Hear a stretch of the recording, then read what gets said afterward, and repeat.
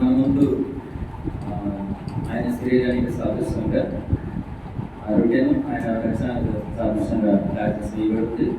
మరి దాన్ని మనము తాకే ముందు మనల్ని చదివేసుకుంటూ పరీక్షించుకుంటూ దానికి సంబంధించిన కొన్ని విషయాలు మనము ఆ బలాన్ని తాగలుగా చూద్దాం. ముందుగా మన యొక్క పరిశుద్ధమైన బైబిల్ చదివేటటువంటి బైబిల్ వాళ్ళ గ్రంథవాధనంబులన్నీ నావి ప్రతి వచనము వచనము తన దివ్య ప్రేమ వాగ్దానంబులు గ్రంథవాధనంబులన్నీ నావి మరోసారి గ్రంథవాధనంబులన్నీ నావి ప్రతి అక్షరము వచనము తన దివ్య ప్రేమ వాగ్దానంబులు గ్రంథవాగ్దానంబులన్నీ నావి.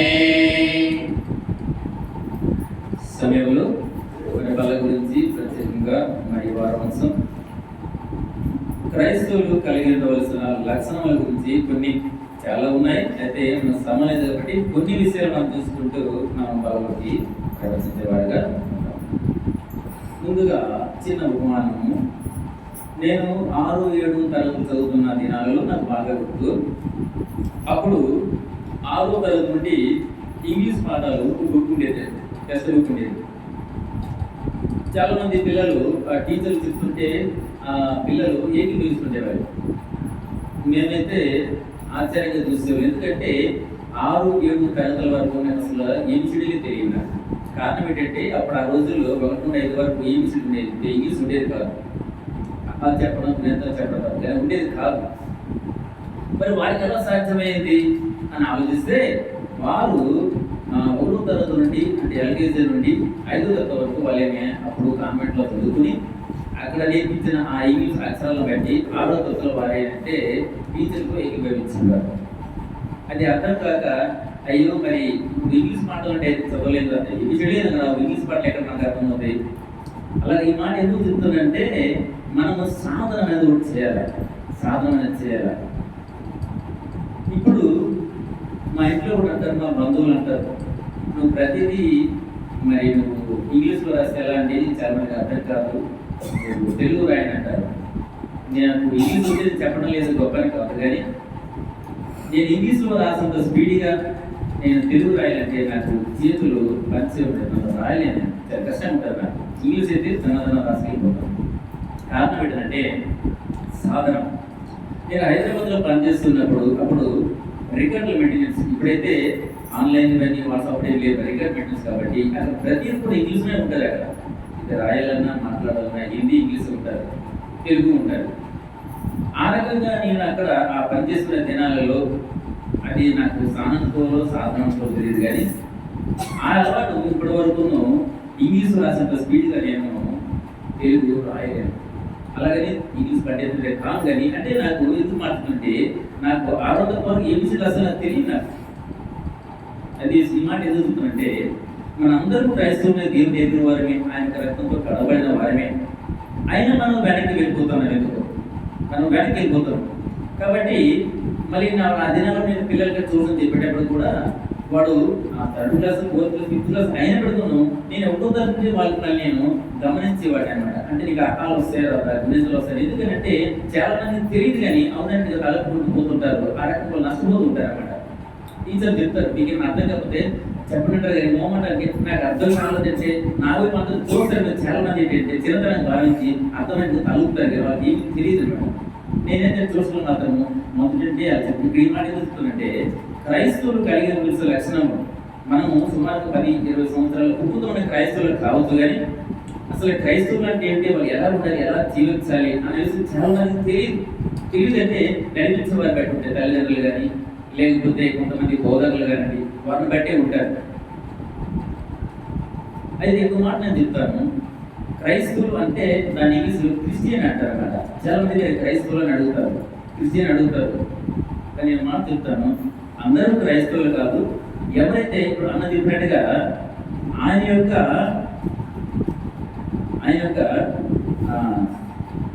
స్వభావం కాదు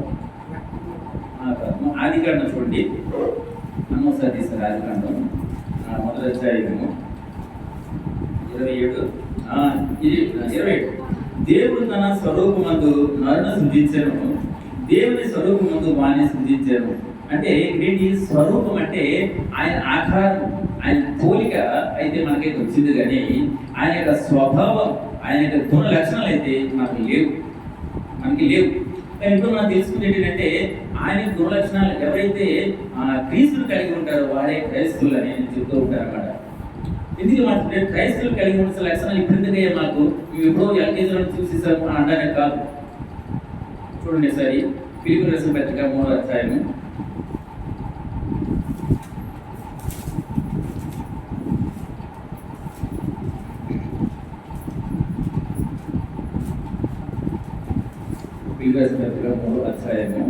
17వ వచనం. సహోదరులారా, మీరు నన్ను పోలి నడుచుకోండి, మేము మీకు మాదిరి అయి ఉన్న ప్రకారము నడుచుకున్న వారిని గురిపెట్టి చూడండి. సహోదరులారా, మీరు నన్ను పోలి నడుచుకోండి. ఈ మాట ఎవరన్నారు? అపోస్తలుడైన పౌలు గారు ఫిలిప్పీ ప్రజలకు చెప్పిన మాటలు అన్నది. అంటే వాళ్ళు చెప్పారంటే మాకు సంబంధం లేదంటారా? బైబిల్ పట్టుకున్న ప్రతి ఒక్కరు కూడా ఈ మాటను అంగీకరించాలి. ఏమంటారు? సహోదరులారా, మీరు నన్ను పోలి నడుచుకోండి, మేము మీకు మాదిరి అయి ఉన్న ప్రకారం నడుచుకున్న వారిని గురిపెట్టి చూడండి. అంటే అర్థం ఏంటంటే పౌలు ఏమిటంటే మీకు నేను మాదిరి అయి ఉన్నాను అంటే యేసుక్రీస్తు నాకు మాదిరి, ఆయన బట్టి నా జీవితం ఉంది. ఇలాగే నన్ను బట్టి మీరు మాదిరిగా నన్ను పోలి నడుచుకోనండి. తర్వాత మీరు అంటే మేము మీకు మాదిరి అయిన ప్రకారము నడుచుకోండి. వారి గురిపెట్టి ఎవరైతే మనల్ని సత్యం నుండి సర్వసత్యంలోకి నడిపిస్తున్నారో వారిని గురిపెట్టి మనం చూడమని చెప్తున్నారు. మరి ప్రభు సహాయం వరకు చిన్న ప్రార్థన చేసుకున్నాం. ప్రేమ నమ్మకం గల ప్రియ పరలోకపు తండ్రి, మీ ఘనమైన బహుశ్రేష్టమైన నామం బట్టి స్తుతించి ఆరాధించి ప్రార్థిస్తున్నాను ప్రభా. మరి ఆరాధన వర్తమానంలోను ప్రభా మరి ఆరాధించట్లోనూ మీరు సహాయపడుతూ వచ్చారు ఉండాలి. ఇంకొనైనా మరి మీ శరీరాన్ని సాదృశ్యంగా రొట్టెను ప్రభా, మీ రక్తాన్ని సాదృశ్యంగా ద్రాక్షరసాన్ని మా ముందు ఉంచుతున్నారు. అయితే ప్రభా మరి యోగ్యమైన రీతిలో మమ్మల్ని మేము సరి చేసుకుంటూ దాన్ని పరీక్షించుకుంటూ ఇది వారిని కథ కానీ మమ్మల్ని మేము పరిశీలనగా చేసుకొని ప్రభా ఆ యొక్క బలం తాకంలో సహాయపడమని మరి నిలబడి మీకు ఆశను కూడా జ్ఞాపకం చేసుకోండి ప్రభా. మరి ఆ సొంత మాటలు సొంత ఆలోచనలు కాదు కానీ దైవ చిత్రమైన మాటలు మాకు ఏ అవసరం అవి మాకు అందించమని మా ప్రభు రక్షకుడు మా కొరకు రానయ్య యేసుక్రీస్తు నామములో వేడుకుంటూ ప్రార్థిస్తున్నాను మా తండ్రి, ఆమేన్. ఇక్కడ ఫిలిప్పీయులకు రాసిన పత్రిక 3వ అధ్యాయం 17వ వచనంలో సహోదరులారా, మీరు నన్ను పోలి నడుచుకోండి అంటే పౌలు గారు ఫిలిప్పీయులకు చెప్తున్నాడు, నన్ను పోలి నడుచుకోండి. ఎందుకంటే మేము మీకు మాదిరి అయిన ప్రకారం నడుచుకుని వారిని గురిపెట్టి చూడండి. ఎవరు సరైన అంటే మనల్ని సత్యం నుండి సర్వసత్యం అంటే సత్యం అంటే ఏంటి? యేసుక్రీస్తు ప్రభువు సత్యం, ఓకే. కానీ సర్వసత్యం అంటే ఏంటి? ఆయన స్వభావం కలిగి ఉండాలి. ఆయన దేవుడిని ఒప్పుకుంటే సరిపోదు, ఆయనలాగే మన జీవితం కూడా కొనసాగించాలి. ఆయన ఏదైతే మనకి 3.5 సంవత్సరాలు బోధించి ఆయన మరణించి తిరిగి లేచారో ఆ బోధ మనం అనుసరించే వారిగా ఉండాలి. ఇది సర్వసత్యం అన్నమాట. చూడండి, మనము క్రైస్తవులుగా కలిగి ఉండే లక్షణాలు చాలా ఉన్నాయి. కొన్ని విషయాలు మనం చూసుకుంటున్నాం. మొదటి పేతురు 2వ అధ్యాయము 3వ వచనం.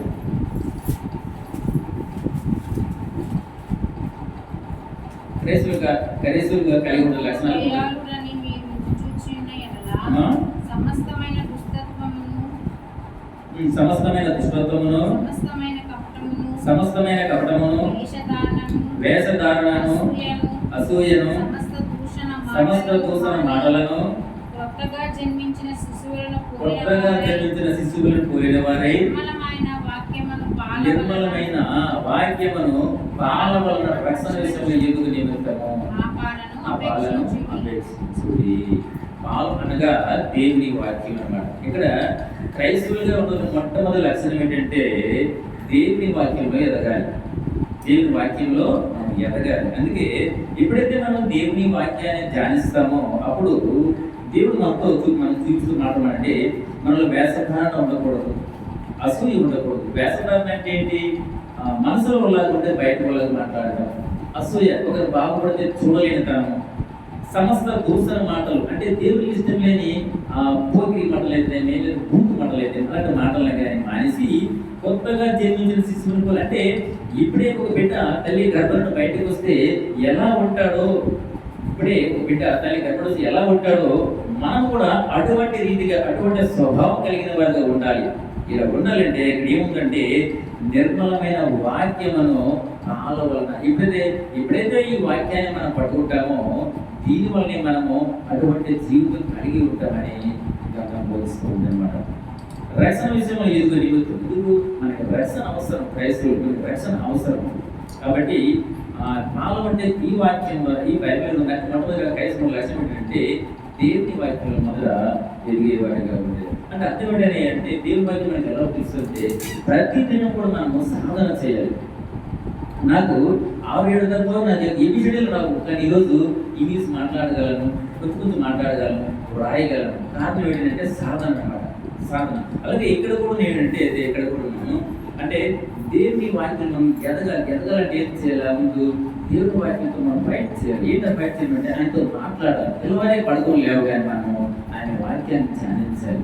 ఆ వాక్యం ద్వారా దేవుడు మనతో మాట్లాడు. దేవుడు మాట్లాడాలంటే పక్కన వచ్చి మాట్లాడాలి కాదు, వాక్యం ద్వారా మన యొక్క అంటే ఏవైతే లోపాలు ఉన్నాయో, ఏవైతే ఇష్టం లేని ఉన్నాయో అవన్నీ దేవుడు చూపిస్తాడు. అదే దేవుడితో మాట్లాడతామన్నమాట. దేవుడు మాట్లాడు. అలాగే మనము పడుకోవాలి ఏం చేయాలంటే బైబిల్ మనం ధ్యానించేవారిగా ఉండాలి. అయితే ఉదయాన్నే చదవాలా, మీద నేను చదవకూడదని కాదు, కానీ మనం నిత్యం కూడా మన సమయం దేవుడి అంటే ఆ గ్రంథాన్ని మనం ధ్యానించేవారిగా ఉండాలి. ఈ మొట్టమొదటి అంటే క్రైస్తవులు రోజున మొట్టమొదటి లక్ష్యం ఏంటంటే బైబిల్ని పఠించాలి, ధ్యానించాలి, దాని గురించి లోతుగా తెలుసుకోవాలి, అనేకులకు దానిలో ఉన్న మర్మములను తెలియచేయాలి. ఇది క్రైస్తవుడుగా ఉండవలసిన మొదటి లక్ష్యం.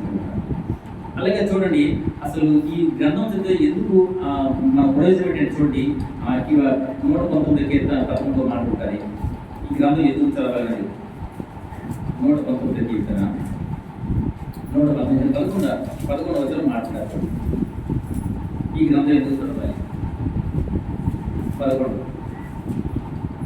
నీ ఎదుట నేను పాపము చేయకున్నట్లు నా హృదయంలో నీ వాక్యం ఉంచుకుని ఉన్నాను. అంటే ఎందుకు మనం వాక్యం చదవాలంటే వాక్యం చదువుతున్నప్పుడు పాపం వైపు మనసు మళ్ళీ వాక్యం చదువుతున్నప్పుడు పాపం మనసు. కాబట్టి మనం వాక్యం చదవాలి. అంటే క్రైస్తవులకు ఉండవలసిన మొట్టమొదటి లక్ష్యం ఏంటంటే వాక్యం చదవాలంటే బైబిల్ చదవాలి. ఎప్పుడైతే మనం బైబిల్ చదువుతామో మన యొక్క లోపాలు మరి మన యొక్క అంతరంగ విషయాలు దేవుడు ఎరిగి ఉన్నాడు కదా, అవన్నీ కూడా దేవుడు మనకి చూపిస్తాడు. కాబట్టి మొట్టమొదటి ఏంటంటే దేవుడు మనము ధ్యానించేవాడు. రెండో లక్ష్యం మనం చూసుకున్నట్లయితే అదే పీపుల్ రాసిన పత్రిక 4వ అధ్యాయము, పీపుల్ రాసిన పత్రిక 4వ అధ్యాయము 6వ వచనం. దేనిని గురించి చింతపడకూడదు కానీ ప్రతి విషయంలోనూ ప్రార్థన విజ్ఞాపనముల చేత కృతజ్ఞతాపూర్వకంగా మీ విన్నపములు దేవునికి తెలియజేయండి. మొదటిది వాక్యాన్ని ధ్యానించమన్నాడు. రెండోది ఏంటంటే మన యొక్క ప్రార్థన విన్నపములు ప్రతి దినం కూడా దేవునితో మనం పంచుకోవాలి. మనకి ఏమైనా సాధక బాధలు కష్టాలు ఉన్నట్లయితే భార్య భర్తతో భార్యతో కానీ లేకపోతే మిత్రులతో కానీ బంధువులతో కానీ అంటే మన సన్నిహితులు ఎవరి వల్ల అయితే మనకి కాస్త ఉపశమనం అంటుంది, అంటే ఎవరికి వల్ల మనకైతే కాస్త రిలాక్స్ అనిపిస్తుందో అటువంటి వారితో మనం షేర్ చేసుకుంటుంటాము. కానీ ఇక్కడ ఏమంటున్నాడు దేవుడు, మీరు ప్రతిదినం మీకు ఏదైనా సమయం మీకు సంతోషం వచ్చినా మీకు దుఃఖమైనా సరే మీరు నా భయపడండి అంటే నన్ను స్థుతించండి ఆయన చెప్తూ వస్తున్నాను. కాబట్టి మనం ఏంటంటే మనకున్న సమస్యలు, మనకున్న అనారోగ్యం, మనకున్న ఇబ్బందులు, మనకున్న అవమానాలు ప్రతిదీ కూడా ఆయనతో మనము మొరపెట్టుకోవాలన్నమాట. ఇంకేమైనటువంటి మన ప్రియులుగా ప్రార్థన విజ్ఞాపనలు అంటే ఇంకేమైనా ఉన్నాయా అంటే నీ గురించి, నీ కుటుంబం గురించి, నీ పితరుల గురించి ఏమైనా సమస్యలు, నీ బంధువుల గురించి, నీ స్నేహితులు ఏమైనా సమస్యలు ఉన్నట్లయితే దేవుని మొరపెడితే దేవుడు తప్పుగా కూడా ఆ కార్యం చేయడానికి ఇష్టపడేవాడిగా ఉన్నాడు. కాబట్టి మొదటి క్రైస్తవులకు మొట్టమొదటి అంటే మనము బైబిల్ చదివేవాడిగా ఉండాలి. రెండోది అంటే ప్రార్థన జీవితం మనం కలిగేవాడిగా ఉండాలి. ఇక మూడో విషయం చూసుకున్నట్లయితే మొదటి తెస్సలోనికీయులు 5వ అధ్యాయం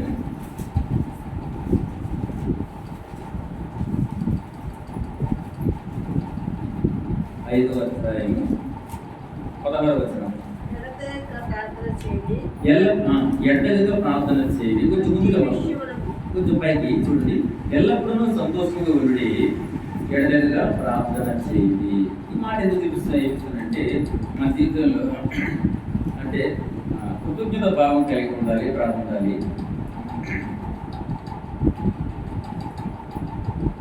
ప్రతి కృతజ్ఞత స్థుతులు చెల్లించాలి. మనం చాలా మంది ఏం చేస్తామంటే ఇప్పుడు అన్న చెప్పినట్టుగా ఒక సిస్టర్, అదే ధనలక్ష్మి సిస్టర్ గురించి ఫస్ట్ అన్న సాక్ష్యం చెప్పారు, ధనలక్ష్మి సిస్టర్ గురించి, మరో సిస్టర్ గురించి చెప్పారు. చాలా మంది కూడా ఏం చేస్తారంటే నా బిడ్డలకి పెళ్ళి అవ్వాలి, లేకపోతే నాకు ఫలానా వ్యాపారం లాభం జరగాలి, లేకపోతే నాకు ఫలానా జరగాలి అని అనారోగ్యం పోలేదు. చాలా మంది కూడా దేవుని గురించి మొదలుపెట్టుకుంటారు, దేవుడు కూడా పక్షాన కార్యం చేస్తారు, కాలం లేదు. కానీ అలా కొద్ది రోజులకి మళ్ళీ వాళ్ళు లోకం వైపు వచ్చేసి జాగ్రత్తగా వెళ్ళిపోతుంటారు అన్నమాట, లోకం వెళ్ళిపోతుంటారు అన్నమాట. అలాంటి వారి కొరకు అలా వెళ్ళకుండా ఏమంటే చూడండి, ప్రతి విషయంలో కృతజ్ఞతలు చెల్లించాలి.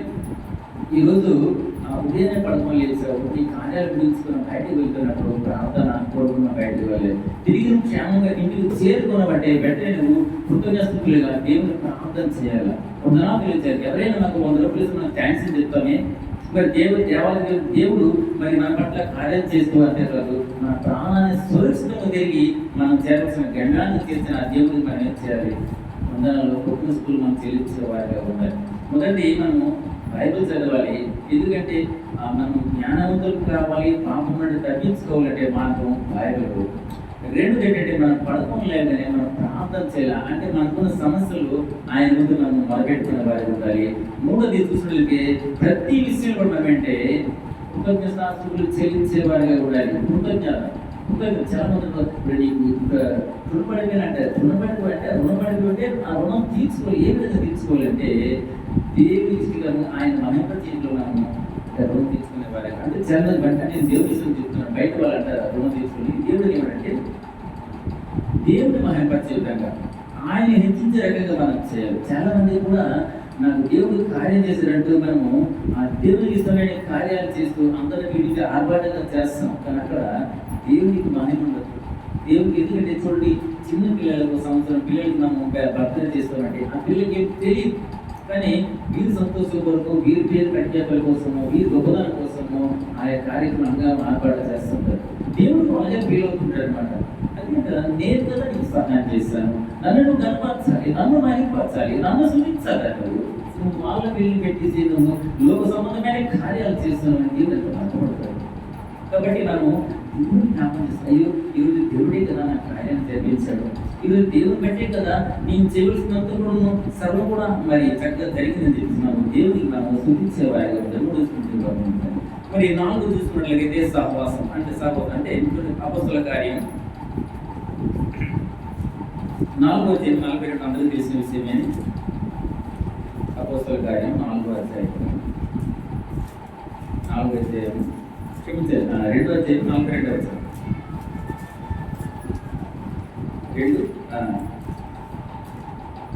2వ అధ్యాయం 42వ వచనం. సహవాసమందును ప్రార్థన చేయడం. మొదటిది బైబిల్ ధ్యానించమంటున్నారు, రెండోది ప్రార్థన చేయాలంటున్నారు. అది ఈ క్రైస్తవులకు ఉన్న లక్షణాలు. ఈ క్రైస్తవుని ఎలా గుర్తుపడతామంటే అన్నదేవుడు తను బైబిల్ పఠిస్తున్నాడు, ఆ వాక్యాంశాన్ని తీరుస్తున్నాడు క్రైస్తవుడు. ఆయన ఎప్పుడు కూడా ఏ సమయం వచ్చినా తనకి ఎంత కష్టం వచ్చినా దేవుని మరిపెట్టుకుంటాడు, దేవుడి మీద ప్రతి అవసరం కూడా తీర్చుకుంటున్నాడు. రెండోది. మూడోది ఏంటంటే ప్రతి సమయం కూడా దేవునికి ఆయన కృతజ్ఞతలు చెల్లిస్తున్నాడు. 4ది ఏంటంటే సహవాసం. ఎవరితో ఉందంటే పరిశుద్ధులతో సహవాసం. సాధారణంగా మన పిల్లలు ఏమంటామంటే ఎందుకు పడదో తిరుగుతాడు, మంచివాడు కాదు, వీడు మంచివాడు. ఎందుకంటాము మన పిల్లలు ఎక్కడైనా జాగ్రత్త ఏమైనా చెడ్డ పేరు తీసుకుంటారు, మళ్ళీ చెడుగా నడుస్తారు, అది మనకి ఇష్టం లేక మంచి మొత్తం ఉన్నదని మనం చెప్తాం. అదే మనం పాపం చేస్తాం, మనమే మన పిల్లలు అంత జాగ్రత్త కలిగినప్పుడు మరి ఏ పాపం పెరిగిన దేవుడు ఆయన కుమారులుగా ఆయన యొక్క పరిశుద్ధమైన రక్తంతో కలబడిన మనం కూడా ఎలా ఉండాలంటే పరిశుద్ధులతో నీతిమంతులతో మనం సహవాసం మనల్ని పాడు చేస్తుంది. మా పిల్లలు పుట్టినప్పటి నుంచి గత ఒక 2-3 సంవత్సరాల క్రితం మాత్రము తెలుసు అందరికి, వాళ్ళ మధ్యన పీరియడ్గా వచ్చేవాళ్ళు, సాకులు వేసేవాళ్ళు, ప్రతి కార్యంలో కూడా పాల్గొనేవారు. ఒక దినాన్ని నాకు అడిగారు, నాన్న నేను బాప్తం చేసుకుంటూ ఇద్దరు అడిగారు. అయితే తొందరపాటి మన నిర్ణయం కరెక్ట్ కాదు, ఆలోచిద్దామని చెప్పాను నేను. కానీ ఎందుకంటే ఇది ఆవేశం అనమాట. అంటే మేము భక్తిగా ఉంటున్నాము, మరి మేము ఇలా ఉండాలి, మేము కూడా ఇంకా దేవుని పట్ల ఎదగాలని ఆలోచనతో చెప్పారు, లేకపోతే ఉద్రేకంగా చెప్పారు. అంటే అలాంటి ఆలోచన ఎంత వస్తుంది? మనం పరిస్థితులతో సహవాసం చేస్తున్నప్పుడు మాత్రమే మనకి ఆలోచన వస్తుంది. కాబట్టి మనము పరిస్థితులతో సహవాసం మనం చేసేవారిగా ఉండాలి. ఇక్కడ చూడండి, ఇక్కడ 2:42 ఫస్ట్ ఏముంది? బోధ యందును. బోధ సాధారణంగా చాలా దగ్గర మనం చూసినట్లయితే బోధ తక్కువ ఉంటుంది. అంటే ఇప్పుడు వచ్చిన కొత్త వాళ్ళకి అర్థం కాదు, కానీ మాకు ఎప్పుడు కూడా ఏంటంటే బోధ ఉంటుంది, ప్రార్థన ఉంటుంది, సహవాసం ఉంటుంది, 2 విషయాలు ఉంటుంది. అంతేగాని మామూలుగా కబులు అంటే బోధ తగ్గించేసి అనవసరమైనవి అలా దేవుడు అది ఇప్పుడు. ఎందుకంటే ఆయన ఏమంటున్నాడు? సొంత వీధిలో నా దేవుడు అరవడు, కేకలే వేడి అని ఆయన చెప్తున్నాడు. సొంత వీధులు అంటే బయట లంగట్లు చేయదు, కానీ ఏం చేస్తారు? కేకలు వేయడం, అరవడం చేస్తారు. దేవుడికి ఇష్టంగా కాదు. ఎందుకంటే అల్లాడప్పుడు ఆట పడాలని ఇష్టం కాదు అని చెప్తున్నాడు. కానీ వాక్యాన్ని పక్కన పెట్టి మీరు ఏం చేస్తుందంటే సొంత అభిప్రాయాలు, సొంత ఆలోచనలతో అనేకల్ని ప్రవర్తిస్తారు. కానీ ఇక్కడ ఏమిటంటే బాధ అంటారు. బాధ అంటే చూడండి, మా ఇద్దరు ఏదైనా చూసినట్లయితే ఉదయం 9 గంటల మొదలు సాయంత్రం 5 గంటల వరకు బాధే ఉంటారు. మధ్యలో ఆ భోజనం కోసం 1 గంట రిలీఫ్ ఇస్తారు, కానీ వాళ్ళు ఎప్పుడు బోధ ఉంటుంది. అలానే మనం రోజంతా మనం బోధన అంటాం లేదు, కానీ బోధకు మనం అవకాశం ఇవ్వాలి. అసలు ఈ రోజు ఆదివారం బయటకు వెళ్తే ఎంతో మంది డబ్బులు చేసుకుంటాం, లేదా ఆదివారం సరదాగా అందరితో పాటు అంటే ఆ సంతోషం ఉంటుంది. కానీ అవన్నీ విడిచిపెట్టామని మాట్లాడాలి వస్తానంటే అసలు ఏం వింటున్నాను, అక్కడ ఏం చెప్తున్నారు, ఆ చెప్తున్న మనకి ఏం అర్థం, అసలు ఎందుకు మందిరానికి వెళ్ళాలి, వీళ్ళు ఏం నేర్చుకున్నాం అన్న దాన్ని అవన్నీ మనం తెలుసుకోవాలి. కనుగోలంటే మనం ఏం చేయాలంటే బోధన మనం అనుసరించాలి. బోధన మనము ఎప్పుడైతే మనం బోధన అనుసరిస్తాం, వినడంలో తప్పలేదు, వినడం వల్ల విశ్వాసం కూడా వస్తుంది. కానీ అలా వినదాన్ని మీరు నమ్మని చెప్పలేదు, వినేదాన్ని ఒకసారి మీరు పరిశీలన చేసుకోవాలి. ఇది వాక్యానుసారం అవునా కాదు మీరు పరిశీలన చేసుకొని ఆ ప్రకారం మీరు జీవించాలని దేవుడు కోరుతూ మొదటి బోధ. 2 మనం చూసినట్లయితే సహవాసం. ఎవరితో మనం సహవాసం చేయాలి? దేవుని పిల్లలతో, మంచి వారితో. ఎందుకంటే లోకం ఆదాయపడింది, మంచిది కాదు. లోకం ఉన్నదంతా ఏముంది? నేత్రాస, ఇంకా చేపడము, ఇలాంటివి ఉన్నాయి. కాబట్టి మనం ఎలా ఉండాలి? సహవాసాలు కూడా మనం ఎలా ఉండాలంటే మనం శ్రద్ధ కలిగిన సహవాసం గురించి 3 విషయాలు చూస్తున్నామా. ఎందుకు సహవాసం చేయకూడదన్న విషయం మొదటి రాజులు 11వ అధ్యాయము, మొదటి రాజులు 14వ అధ్యాయము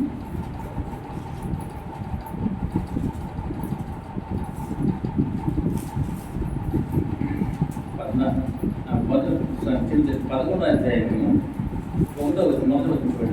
మొదటి రాజులు 11వ అధ్యాయం 1వ వచనం.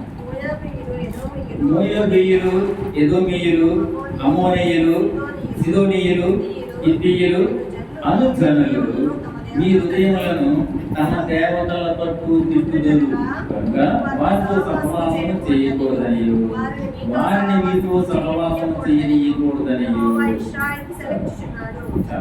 ఎందుకు చెప్పాలంటే ఒకప్పుడు ఇజ్రాయేల్ ప్రజలతో దేవుడు చెబుతున్న మాటలు ఏమిటంటే ఆ మోయాబీయులు అనేవారు, ఎదోమీయులు అనేవారు, అమ్మోనీయులు అనేవారు, సిదోనీయులు వీరేంటంటే చెడ్డవారు, చెడ్డ కార్యాలు చేసిన వారు, అల్లర్లు సృష్టించేవారు, చెయ్యకూడదు చేసేవారు, దేవునికి బాధ పెట్టేవారు, దేవునికి అవమానకరంగా జీవించేవారు, పక్కబడి దోచుకునేవారు, చాలా భయంకరమైన స్థితిలో ఉన్న వాళ్ళంతా.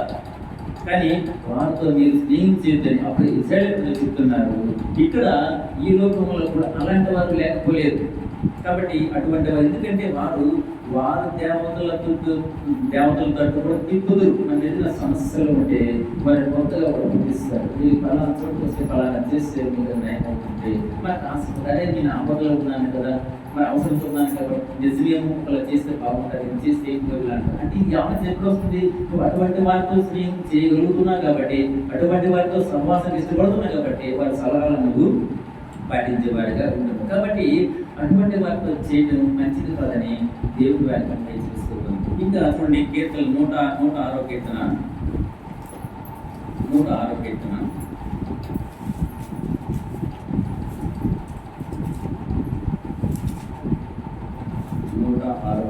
35వ వచనం. సహవాసం చేసి వారి క్రియలు నేర్చుకుని 6:35 చెప్తాను.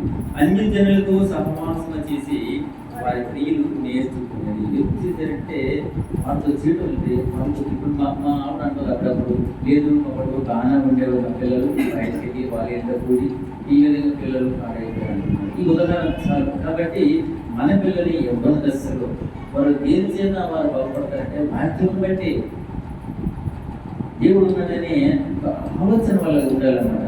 చాలా మంది నిర్లక్ష్యంగా ఉంటారు అన్నమాట. అంటే ఏం వదిలే అంత కుదిరేట్టుగా చాలా మంది గుడ్డిగా మాట్లాడుతుంది. అదంతా కూడా తప్పనమాట. కాబట్టి మనం ఎవరితో మనం సహవాసం చేస్తాం. సహవాసం ఏమవుతుందంటే సహవాసం ఏమవుతుంది అని ఏంటంటే 30 అంటే అన్ని జనులతో సహవాసం చేసి వారి క్రియలు నేర్చుకుంటారు. అంటే వారికి ఏవైతే అలవాట్లు ఉన్నాయో ఎగ్జాంపుల్ నిన్ననే నాకు టెక్కలి అబ్బాయి అన్నాడు. తను కైనా ఉందని నాకు అడిగాడు. నేను చెప్పాను కైనా కానీ చెమట కంపుతో ఉన్న ఏదైనా నేను దగ్గర రానేమో నా ఆటో ఎక్కేసి చెప్పాను. అదే నేను అవునన్నా.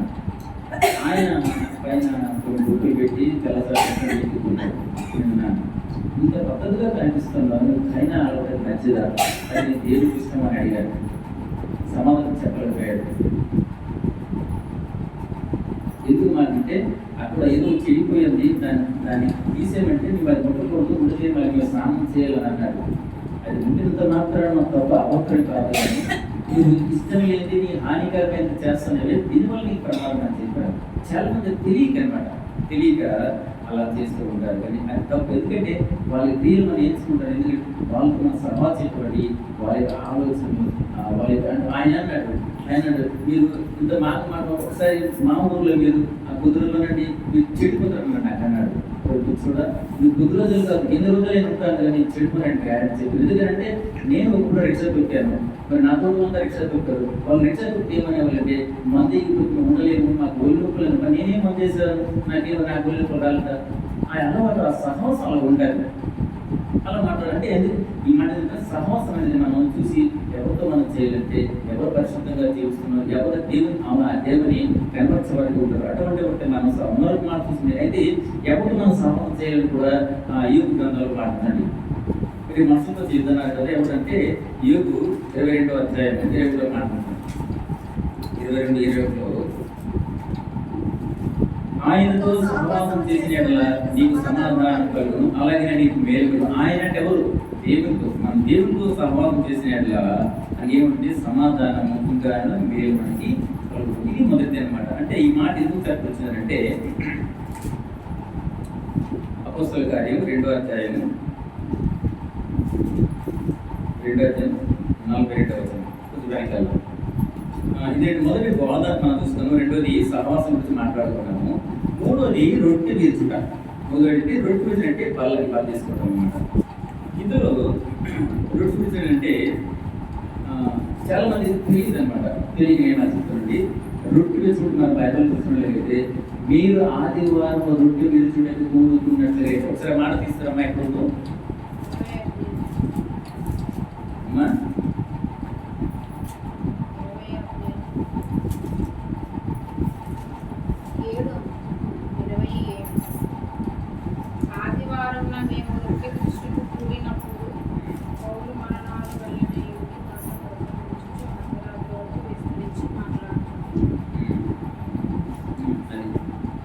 అంటే ఈ మాట అక్కడ చూడమ్మా పైన మొదటి ఆదివారం 2వ ఆదివారం ఉందమ్మా పైన లేదు. ఆదివారం ఉన్నాడు కానీ ఈ మొదటి ఆదివారం 2వ ఆదివారం 3వ ఆదివారం లేదు. అంటే అర్థం ఏంటి? ఈరోజు ఆదివారము తర్వాత సోమవారం మంగళవారం అలా మళ్ళీ మొత్తం ఆదివారం వస్తుంది. అంటే మళ్ళీ ఆదివారం మనము ఏం చేయాలా? రొట్టె. ఎందుకంటే మనము పరీక్షించుకోవాలి.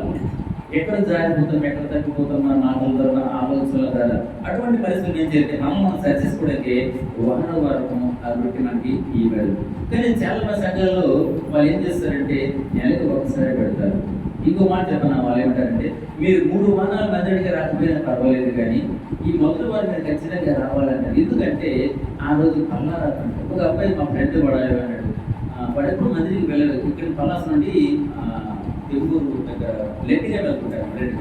వాడికి అడిగితే ముందర ఏదంటే నేను ఈ 3 వారాలు వెళ్ళగానే పడవలతో ఆయన అడగరు కానీ ఈ మొదటి వారం నేను కప్పలకు వెళ్తాను. ఎందుకు వెళ్తానంటే ఈ వారం పల్లారాధన ఉంది. పల్లెంటి ఆరాధన ఏంటి? పల్ల వేరు, ఆరాధన వేరు. పల్లారాధన అంటే పల్లారాధన గురించి చాలా 3 వారాలు నువ్వు చెరువిడిగా తిరిగావు, దేవునికి అయిష్టంగా బ్రతికావు. ఆ ఒక్క వారం చాలా అది తప్పది. పల్ల అనేది అంటే ప్రతి వారం కూడా బైబిల్లో చెప్తుంది అనమాట. మీరు ఆదివారం రొట్టెలు చెట్టు తోడుతున్నప్పుడు అది ప్రతి ఆదివారం కూడా మనం ఏంటంటే పల్లాన్ని మనం తీసుకోవాలి అంతే తప్ప. కానీ నెలకు ఒకసారి పల్లాలను చాలా మనం చేయకూడదు. అయితే ఇప్పుడు అవన్నీ ఇటువంటి సమయం లేదు. కానీ ప్రభు చెప్తుందంటే ఈ 4 విషయాలు, ఈ బోధ గురించి, సంభాషణ గురించి, రొట్టె గురించి, ఇంకా ప్రార్థన గురించి మనం విరివిగా దాన్ని వేసేసి మనం దాన్ని ధ్యానించబడుతున్నాం. అది రొట్టె విషయంలో కూడా అంటే తర్వాత ప్రార్థన చేయట్లు మాకు యొక్క ప్రార్థన ఉంటాయి. ఇప్పుడు ప్రార్థనకు మనం ప్రాధాన్యత ఇవ్వాలి. ఇది ముందు మనం చెప్పారంటే మీరు క్రైస్తవులైతే మొట్టమొదటి మీరు బైబిల్ చదవాలి, ప్రార్థన చేయాలంటే మీరు ప్రార్థనలో కూడా మెడలు ఉండాలంటే మీరు చురుకుగా మీరు పాల్గొనే వారిగా ఉండాలి. ఇక 5 మనం చూసుకున్నట్లయితే దీనత్వం చూడండి. మత్తయి సువార్త 23వ అధ్యాయం, మత్తయి సువార్త 23వ అధ్యాయం 12వ వచనం. తను తాను హెచ్చించుకున్నవాడు తగ్గించబడను, తను తాను తగ్గించుకున్నవాడు హెచ్చబడను. ఇక్కడ ఏమంటే ఎవరైతే నేను గొప్పవాడైన విర్రవీగుతున్నాడో వాడట దేవుని దృష్టికి తగ్గించుకునేవాడు అయిపోతాడు, నీరుడు అయిపోతాడు. ఎవరైతే దీన మనస్సు కలిగి ఆయన చేతి కింద దీన మనస్సు కలిగి ఉంటారో వారు దేవుని దృష్టికి హెచ్చించబడేది. ఆ మాట కూడా మనం చూసుకున్నాం. మొదటి పేతురు 5వ అధ్యాయం,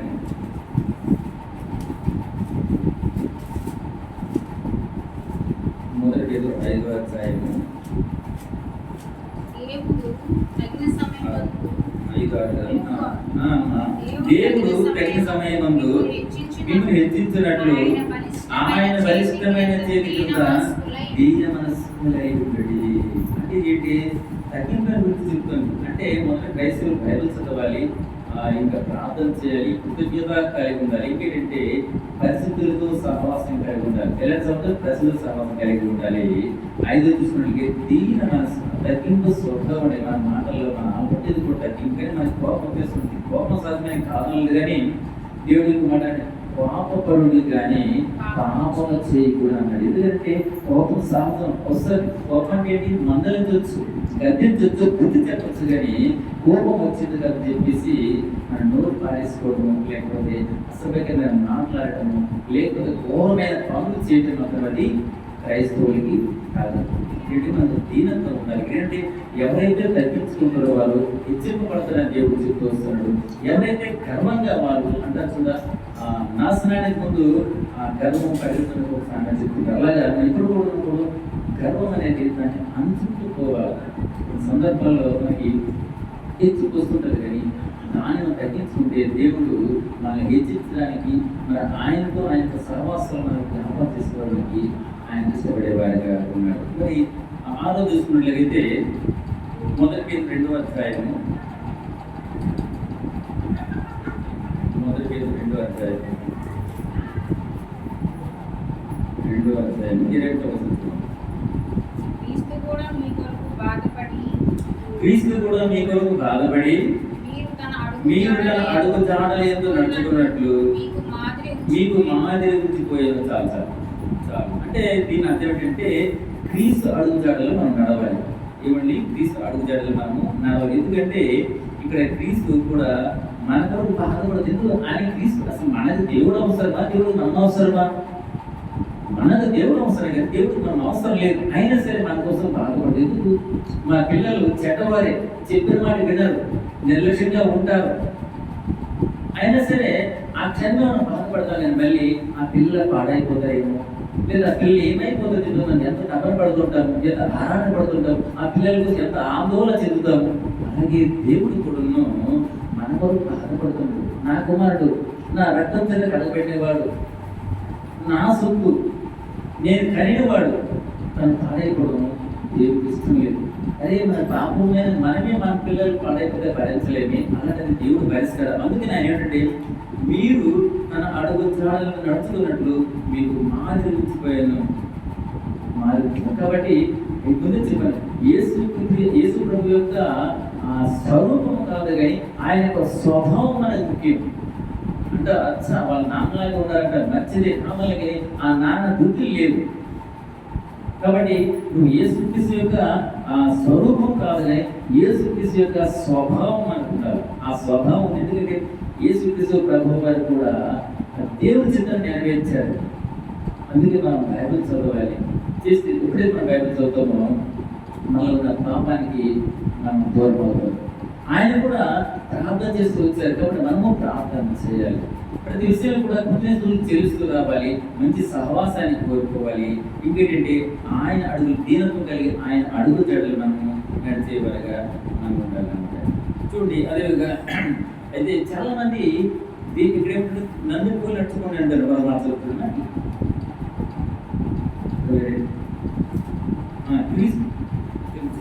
తన అడుగు జాడాలి అని నడుచుకున్నట్లు అంటే తన అడుగు అంటే ఏం నడుచుకుంటూ మీకు మాదిరి ఉంచిపోయారంటే మనం ఏం చేస్తామంటే మనస్సులను మాదిరిగా తీసుకుంటాము.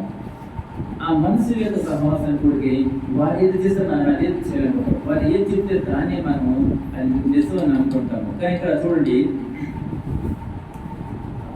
ప్రసంగి మాట ఉన్నారు చూడండి. ప్రసంగి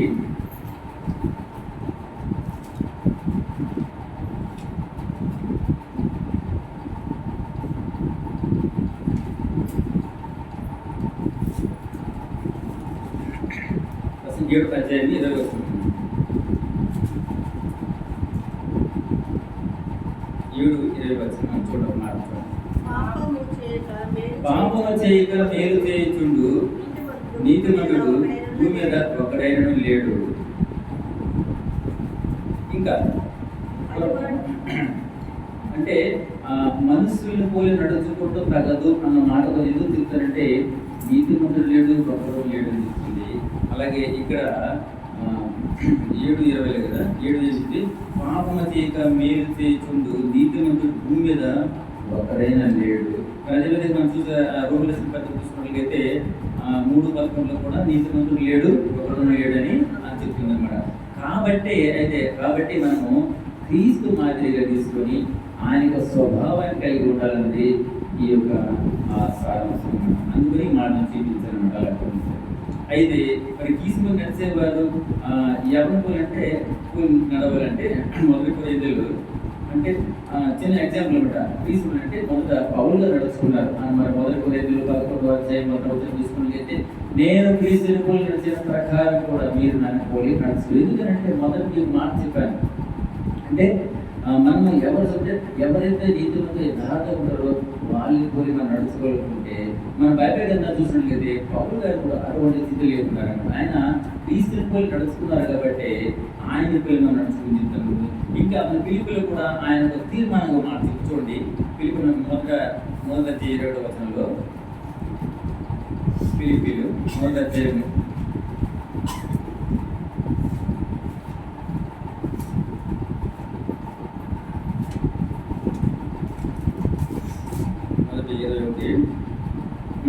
నా మట్టుకైతే కూడా తీస్తే తీర్మానం తీసుకోగలము. తీసుకోవాలి. క్రైస్తవులు కూడా ఇది మనం తీసుకోవాలి.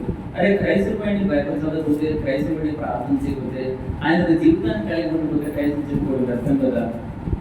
అందుకని చెప్తున్నాం చాలా మంది పుట్టుకతో క్రైస్తవులు కావచ్చు, లేదా క్రైస్తవ లక్షణాలు ఉన్నాయని మనం గొప్పగా చెప్పుకోవచ్చు. కానీ అవి మనకు కనబరచకపోతే, మనం దేవుని మహిమపరచకపోతే, దేవునికి అన్యాయస్తుడికి మనం జీవిస్తే తప్పకుండా తీరుకుంటుంది. కాబట్టి క్రైస్తవులుగా మనం ఏం చేయాలంటే ఉదయాన పడుకోలేదు ఏం చేయాలంటే మనం ఆయనతో మాట్లాడే మనం బైబిల్ చదవాలి, ప్రార్థన చేసుకోవాలి. ప్రతి విషయం కూడా మనం కృతజ్ఞత కలిగిన వారిగా ఉండాలి. ఇంకా మనం తగ్గించుకునే స్వభావం ఉండాలి. భార్య మాట్లాడినప్పుడు భర్త కానీ, భర్త అన్నప్పుడు భార్య కానీ మనం తగ్గించుకున్న స్వభావం ఉండాలి.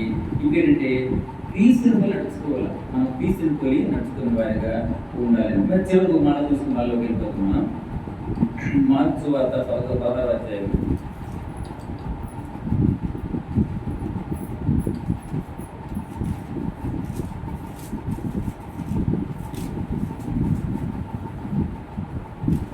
అధ్యాయం 9-11 9-16 11 ఆదివారం తెల్లవారినప్పుడు యేసు లేచి తాను ఏడు దెయ్యములను వెళ్ళగొట్టిన మగ్దలేని మరియకు మొదట కనబడెను. ఆయనతో ఉండిన వారు దుఃఖపడి ఏడ్చుచుండగా ఆమె వెళ్ళి ఆ సంగతి వారికి తెలియజేస్తుంది. కానీ ఆయన బ్రతికి ఉన్నాడని ఆమె కనబడని వారి విని దీని అర్థం ఏంటంటే నశించు ఆత్మల పట్ల భారం కలిగి ఉండాలి. మనం చాలా మందికి నిజం ఎక్కదు, వాళ్ళు తెలుసు కానీ ఎక్కదు, ఇష్టపడదు అనమాట. ఇక్కడ కూడా యేసుక్రీస్తు ప్రభువు వారు సమాధి చేయబడి తిరిగి లేచారన్న సత్యం వారి ఎరుక వాళ్ళు ఏడుస్తున్నారు. అయ్యో అయ్యో చనిపోయారని చెప్పేసి ఏడుస్తుంటే ఇదివరకు 7 దెయ్యములు పట్టిన ఒక స్త్రీ, 7 దెయ్యములతో బాధపడిన ఒక స్త్రీ బాగుపడి యేసుక్రీస్తు ద్వారా బాగుపడి ఆమె మొదట చూసింది యేసు ప్రభువుని. అంటే ఆయన సమాధి నుండి తిరిగి లేవడము పైకి వెళ్ళిపోవడం ఆయన చూసి అక్కడ ఏడుస్తున్న వారితో చెప్తుంది, ఆయన ఈ మృతులు ఎదురు ఇక్కడ లేరు, ఆయన బ్రతికి ఆయన పరలోకానికి వెళ్ళిపోయారని చెప్తే వారు నమ్మలేదు. వారు ఈ కాలంలో కూడా అరే నోరు లేని వాటిని మరి పలుకు లేని వాటిని మీరు పూజిస్తున్నారా? పక్కన పెట్టండి. నీకున్న చెడు వాటిలో బయటపడండి. లేకపోతే దేవుని వస్తువులకు ఇష్టంగా బ్రతకని చెప్తే ఎవరు కూడా ఇష్టపడతాడు. ఎందుకు మాట చెప్తానంటే నశించిపోతున్న ఆత్మల పట్ల నాకేంటి భారం కలిగి ఉండాలి. ఎవరు క్రైస్తులు అని వారు ఆ క్రీస్తు విరోధంగా జీవిస్తున్నారు, లేదా క్రీస్తుని వ్యతిరేకంగా మరి అమ్మాని పట్ల జీవిస్తున్నారు, అటువంటి వారిని పాపం చేస్తున్న బాధ్యత నాకు ఉంది. కాబట్టి ఈ సమయంలో మనము ఉండేది ఈ సమయంలో మనము ఈ 7 విషయాలు మనం జ్ఞాపకం చేసుకొని మనల్ని మనం పరీక్ష చేసుకున్న సరిసుకొని మళ్ళీ తీసుకునే వారు మాట చూసుకొని చూడండి. ఎందుకు మారంటే జీవం లేని వాటి కొరకు పూజించేవారు ఆ మాట చెప్పేవారు ఇష్టపడతారు. కానీ మన దేవుడు జీవం గల దేవుడు. ఒక మాట ఈ రోజు 3వ అధ్యాయం ఆయన జీవం గల దేవుడు మాట చెప్పడానికి దేవుడు. ఈ రోజు 3వ అధ్యాయం 11వ వచనం.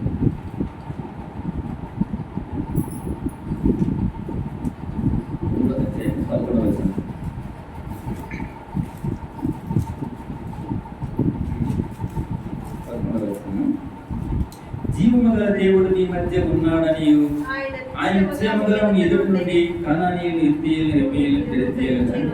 ఆ మాట జీవముగల దేవుడు మన దేవుడు జీవముగల దేవుడు. కాబట్టి మనం ఆరాధించేది ఎలా అంటే ఆత్మను సచివంగా ఆరాధించేవారుగా తర్వాత మనల్ని మనం పరిచించుకుని తెలుసుకుని ఆయన మళ్ళీ తీసుకునేవారు. ఇంకా మనం చూసిన మొదటి తీసుకునే అయిపోతుంది చూడండి. మొదటి తీసుకునే 2:9 మాట మొదటి తీసుకునే 2 అధ్యాయం 2:9 మేము మీరు ఎవరికైనా మీద అవును సహోదరులారా, మా ప్రయాసము కష్టమును మీకు జ్ఞాపకం ఉన్నది కదా. మేము మీరు ఎవరికైనా భారంగా ఉండకూడదని రాత్రి పనులు కష్టము చేసి జీవనము చేసి మీకు దేవుని ప్రకటించింది. ఇక్కడ ప్రకటించే భార్య యొక్క సేవకి లేదు, కానీ ప్రతి ఒక్కరికి బాధ్యత మీ యొక్క పనులు మీరు చేసుకుంటూ దేవుని గురించి మాకు ఎక్కడైనా ప్రతిఫలం కనిపించింది, మేలు జరిగిందంటే మనం ఎలాగే అందరికీ చెప్పడానికి ఇష్టపడతాము. ఇది కూడా జీవముగల దేవుని ఆరాధించడం ప్రయోజనం ఉంది. ఆయన ఆరాధిస్తే ఒక దినాన్ని మనం ఆయన సహవాసంలో ఉండబోతున్నాం, లేకపోతే నరకలు పుట్టున్నాం సత్యాన్ని వారికి. ఎందుకంటే ఆయన కేవలం మనల్ని రక్షించగలిగి ఆయన నరుడిగా జన్మించి మరణించి తిరిగి లేచిన దేవుడు ఉన్నాడు. కాబట్టి ఇక్కడంటే మనం పండించుకోండి కేవలము అదే అంటే మీరు ఎవరికైనా భారంగా ఉండకూడదని అంటే ప్రజలపై ఆధారపడకుండా కేవలం అంటే మన పని మనం తీసుకుంటూ దేవుని సువర్ణం కొనసాగించేవారుగా అనగా అంటే నశిస్తున్న ఆత్మల పట్ల ఎలా ఉంటే భారం కలిగిన వారిగా ఉంటాయి. కనుక మనము దేవుని పిల్లలు అయిన మనము అనగా క్రీస్తు పిలువబడిన లేదా రక్షింపబడిన మనం ఎలా ఉండాలంటే మొదటిది దేవుని వాక్యాలను మనం ఎదిగే వారికి ఉండాలి. రెండోది ప్రార్థన జీవితాన్ని కలిగి ఉండాలి. మూడోది ప్రతి విషయం కూడా మనం ఎలా ఉండాలి కృతజ్ఞత భావం కలిగిన వారు ఉండాలి. నాలుగోది సహవాసంగా కలిగి ఉండాలి. ఐదోది ఆయన అంటే మనం తగ్గింపు ఉండాలి. ఆరోది ఆయన యొక్క స్వభావాన్ని కలిగి ఉండాలి. ఏడుదిగా చూసినట్లయితే నశించున్న ఆత్మల పట్టణము భారం కలిగిన వారిగా ఉంది. మరి 7 విషయాలు మనం జ్ఞాపకం చేసుకుంటూ రూపాల్లో మనము జీవిస్తాం. చివరి కనుక 1 కొరింథీయులు 11వ అధ్యాయం